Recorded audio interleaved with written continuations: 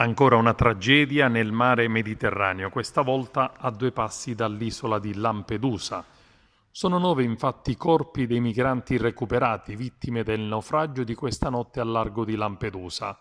Oltre ai 2 corpi rinvenuti durante i soccorsi, altri 7 corpi sono stati recuperati questa mattina dalle motovedette della Guardia Costiera, avvistati da un elicottero impegnato nell'attività di ricerca. Attività che prosegue anche in queste ore. La Procura di Agrigento ha aperto un'inchiesta per il naufragio, al momento contro ignoti.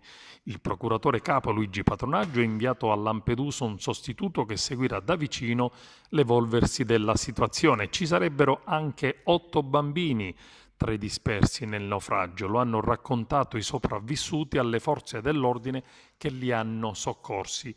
A bordo del barchino in legno c'erano in maggioranza tunisini e subsahariani. Il sindaco di Lampedusa, Totò Martello, ha dopo la tragedia dichiarato ai microfoni delle reti nazionali: non si può continuare ad assistere a questa tragedia e a queste morti che non hanno alcun significato. Bisogna che si prendano immediatamente provvedimenti per cercare di farli arrivare regolarmente o altrimenti toglierli ai delinquenti che portano persone e col maltempo le fanno morire.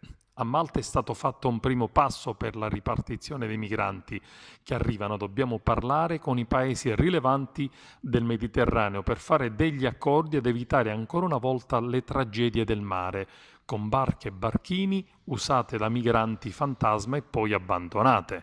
È l'associazione Mare Vivo di Claudio Lombardo che rilancia il problema delle tante barche abbandonate dopo lo sbarco.